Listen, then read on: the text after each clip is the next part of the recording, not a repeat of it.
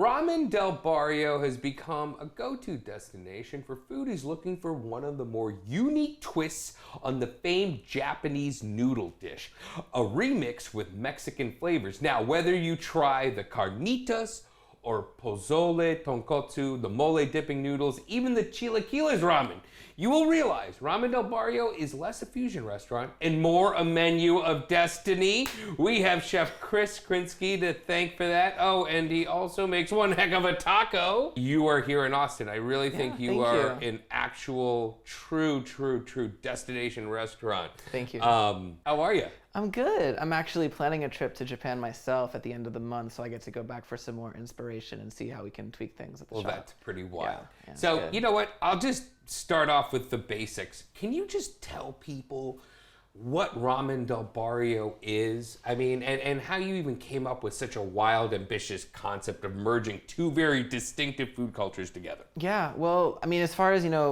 how they're reflective of me, I grew up in Mexico for most of my life. My parents moved to Mexico when I was a young kid, so I kind of had like the inverse immigrant experience. I learned English at home and school in Mexico.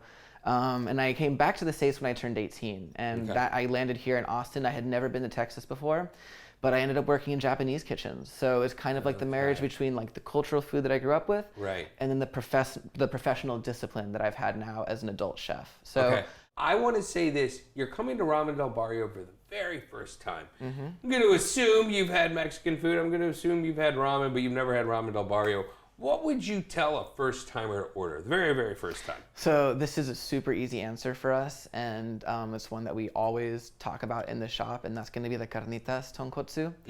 The reason that dish is so emblematic of the concept itself isn't just for the fact that I personally think it's the most delicious bowl on the menu, but what it represents in the cultural balance sense.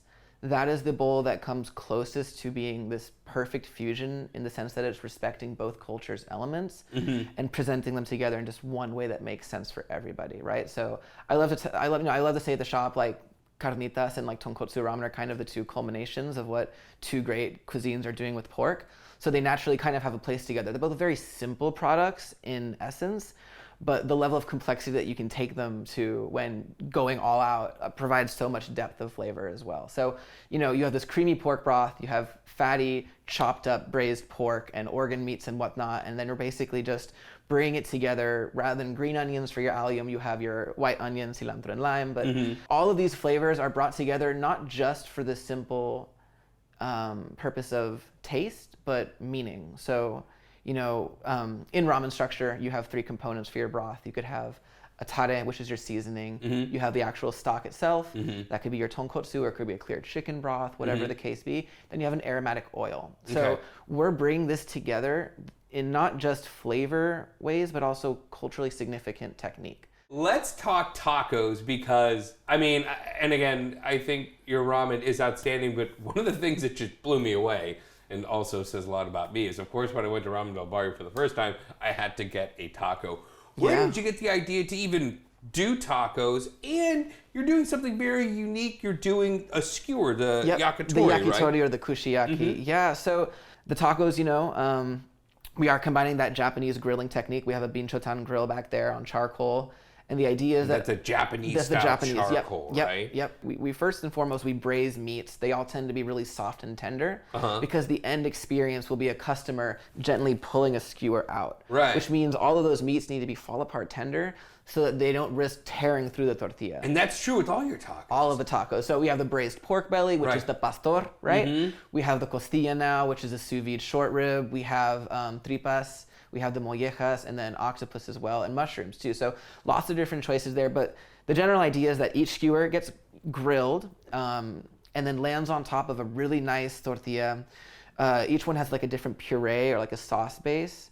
Then a salsa, the skewer goes down, and they all have like unique toppings as well. So like the pastor has Japanese curry pickles and then like charred diced pineapple on it. So you have this like fatty pork belly with an achiote marinade brushed onto the grill, caramelizes the marinade, and you have that acidic crunch from those vegetables and garnishes on top. I also wanted to touch on this because not everyone knows this, but could you tell us what an izakaya is? So an izakaya is essentially the Japanese definition of like a gastropub, right? Or like a tapas bar. Right. It's a place. Small place. It's a small place. I mean, getting some drinks maybe. Right. It's going to be a social eating and drinking experience. It's definitely like, you know, the salaryman back in Japan would probably like the salaryman's escape at the end of the day. A few skewers, a few beers with his coworkers. Sure. Okay, last question for you. This is the hot tortilla take, Okay. Chris.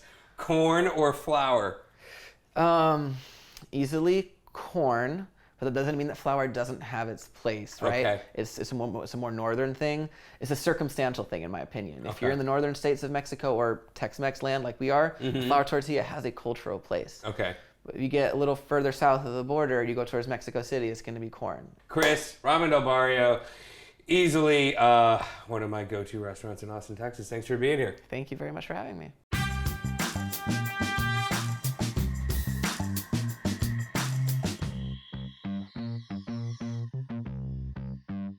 If you like watching these Best Eats Austin clips, you can see a whole lot more by downloading the KXAN Plus app for your smart TV, Roku, or Fire Stick. Go check it out and see all of our Best Eats Austin episodes and a whole lot more.